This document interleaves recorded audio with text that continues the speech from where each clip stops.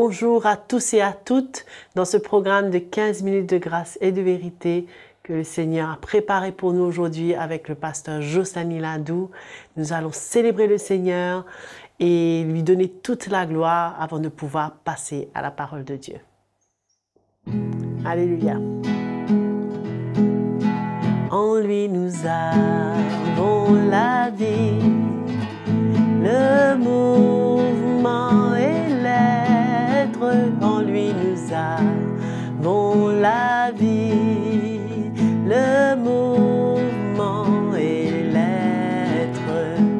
Faites cri joyeux, oui, chantez au Seigneur, donnez votre amour, dansez devant lui. Faites cri joyeux, chantez au Seigneur, donnez votre amour.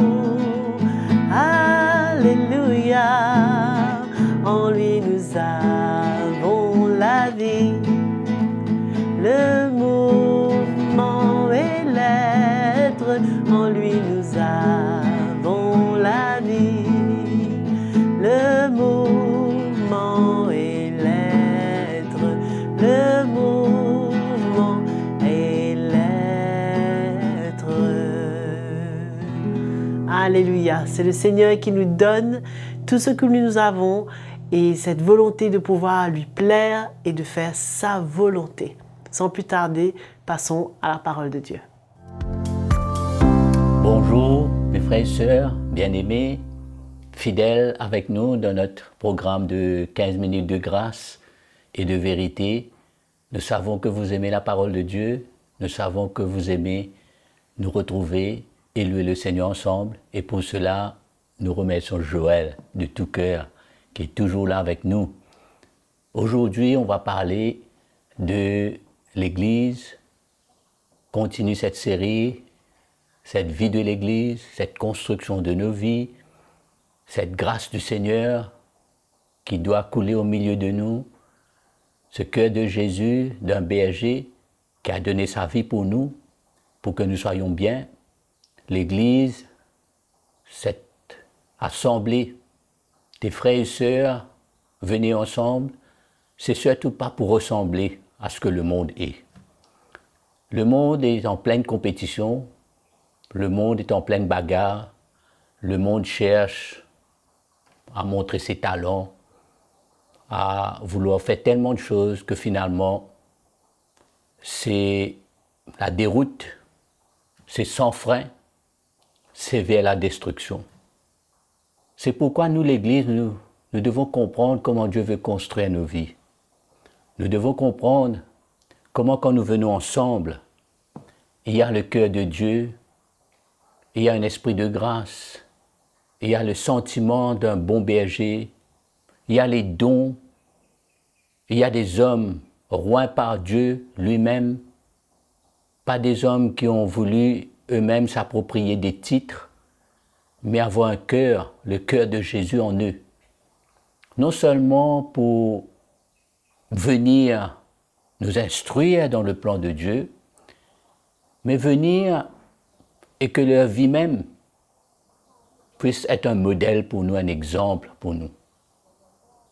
Et ces choses que je vous parle, ce sont des choses que nous voyons dans la parole de Dieu.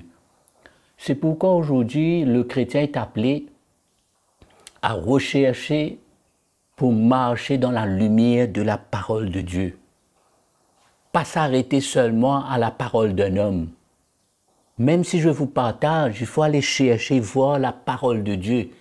Et surtout, chercher le témoignage de notre cœur, l'Esprit de Dieu. C'est pourquoi Jésus avait dit à ses disciples, « Je ne vous laisserai pas orphelins quand je vais partir. Je vais vous donner le Saint-Esprit parce que il dit l'Esprit de Dieu va vous enseigner, va vous parler toute la vérité, va vous rappeler mes paroles. » Aujourd'hui, il y a toutes sortes de paroles. Aujourd'hui, il y a toutes sortes de tendances. Aujourd'hui, il y a toutes sortes d'influences. Le contrôle, la manipulation de l'homme, même dans l'Église. L'influence du monde, la sagesse de l'homme. Mais Dieu, lui, il construit. C'est pourquoi l'Église est un endroit, je vais vous parler aujourd'hui, l'Église, c'est l'ordre. l'ordre dans la maison. Nous avons lu déjà 1 Corinthiens, le chapitre 14, qu'on peut relire. Le verset 40, l'apôtre Paul, pour terminer le passage qu'il avait donné tellement d'instructions concernant comment gérer, comment manifester le cœur de Jésus dans l'assemblée locale avec les dons spirituels. Et il termine ce passage en disant, le verset 40, « Mais que tout se fasse avec bienséance et avec ordre. » Bienséance et ordre. Paul dit à Timothée, vous savez comment Paul avait écrit à Timothée, il avait envoyé Timothée.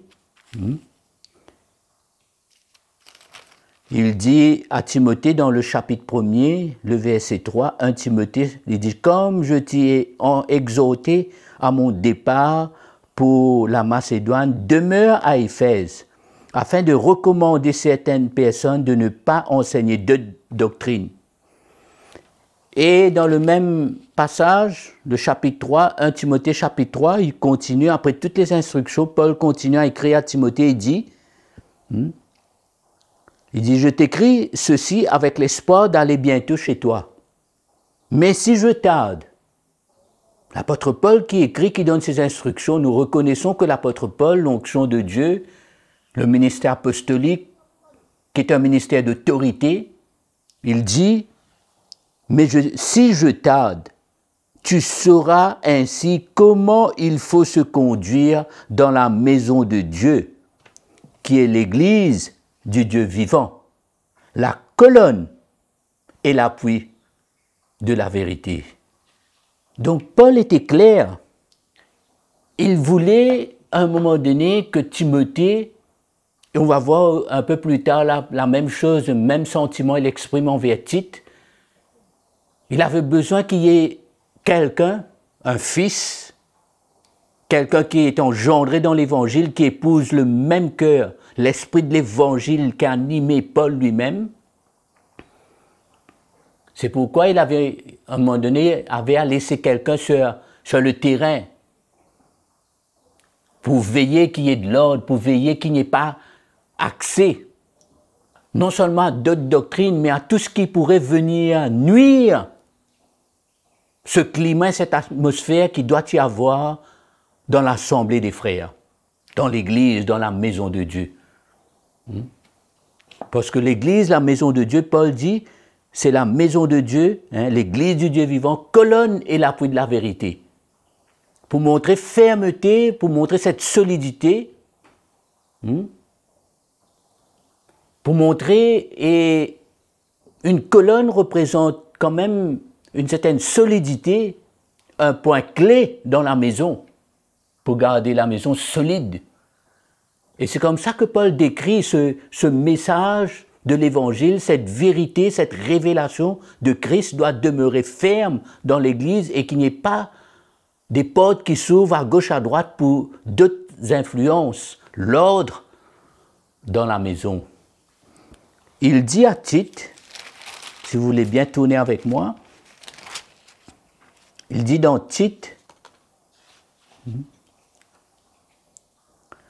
le chapitre 1er, bien sûr, et nous lisons le verset 5-6. « Je t'ai laissé en Crète afin que tu mettes en ordre ce qui reste à régler et que, selon mes instructions, tu établisses des anciens dans chaque ville. » Donc nous voyons ces quelques mots seulement dans ce passage. Nous voyons le cœur de Paul qui savait que le moindrement qu'on s'éloigne de la vérité de l'Évangile, on peut ouvrir la porte à tellement de doctrines, tellement d'influences, qui va définitivement emmener un chaos, un désordre terrible. C'est comme ça que l'Église finit par devenir tellement autre chose, mais pas vraiment la maison que cela doit être. C'est pas pour critiquer personne, mes frères et sœurs, c'est pas pour pointer du doigt, mais surtout pour réveiller nos cœurs, comprendre le cœur du Seigneur pour nous, quand nous venons ensemble, cette assemblée, ce rassemblement, cette communauté, ce qui doit demeurer au milieu de nous. Paul était bien concerné. Il dit, quand tu établis, nous savons que les anciens sont comme des bergers, comme des pasteurs. Dans le livre des Actes des Apôtres, nous voyons, à un moment donné, le chapitre 21, Paul avait appelé les anciens d'Éphèse parce qu'il voulait les donner certaines instructions pour qu'ils veillent, pour qu'ils gardent, pour qu'ils soient comme des sentinelles dans cette responsabilité en tant que berger, en tant que pasteur, en tant qu'évêque, pour veiller sur le bien-être du peuple de Dieu. Et c'est comme ça qu'il donne ses instructions. Il dit, afin que tu mettes en ordre, parce que l'Église, c'est un endroit où les choses ont besoin de se passer dans l'ordre. On ne parle pas d'être légaliste là, on parle l'ordre, c'est déjà une attitude de cœur, où il y a le respect, où on reconnaît la place de chacun, le ministère, le rôle de chacun dans l'esprit. C'est ça l'ordre. Quand il n'y a pas cette onction de Dieu, il n'y a pas cette présence de ces ministères, ben, il y a une grande possibilité de fonctionner et de faire des choses dans tellement de désordre. Et nous savons comment cela emmène toutes sortes de frustrations, de découragement, de dureté, d'amertume. Et ça finit par décourager, blesser les chrétiens qui, à la fin de la journée, ils n'ont pas eu le choix de quitter l'Église. Mais Dieu ramène les cœurs. Dieu construit son Église. Amen. L'ordre dans la maison, dans l'Église, encore une fois, nous voyons la présence du ministère apostolique, la présence du cœur de Dieu, cette autorité pour garder l'ordre dans la maison.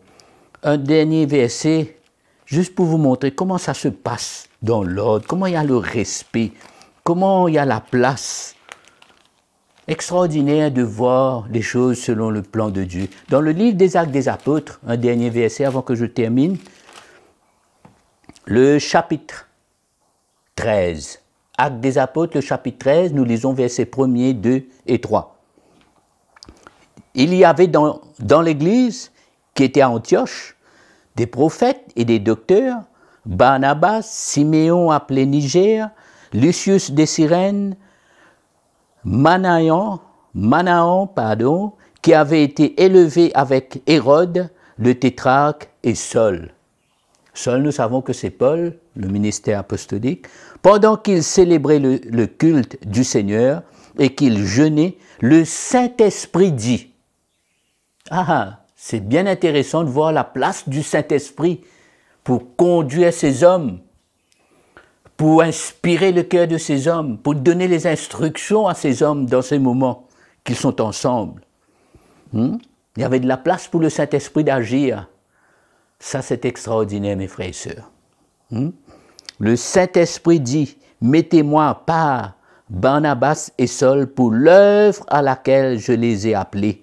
Alors, après avoir jeûné et prié, ils leur imposèrent les mains et les laissèrent partir. Quelle grâce extraordinaire, voilà comment l'Église fonctionnait. L'ordre, la place du Saint-Esprit, on reconnaît les ministères. Ce n'est pas une question, moi je veux ici, moi je veux faire ça, non. Il y avait une présence, il y avait un ordre, il y avait comme une fondation et la maison construisait selon le cœur de Jésus. Que ces paroles nous encouragent à retrouver la vision d'une bonne maison construite dans l'ordre et la bienséance selon le cœur de Jésus, le bon berger. Je vous laisse sur ces quelques paroles et on se retrouve à très bientôt. Merci. Nous arrivons à la fin de notre programme de 15 minutes de grâce et de vérité avec le pasteur Josani Ladou. Et je vous invite à liker, à aimer et partager ces messages autour de vous, à vous abonner à notre chaîne YouTube CTMI. Et si vous avez des questions, des commentaires, un témoignage à nous partager, envoyez-les sur l'adresse qui est affichée à l'écran. À très bientôt.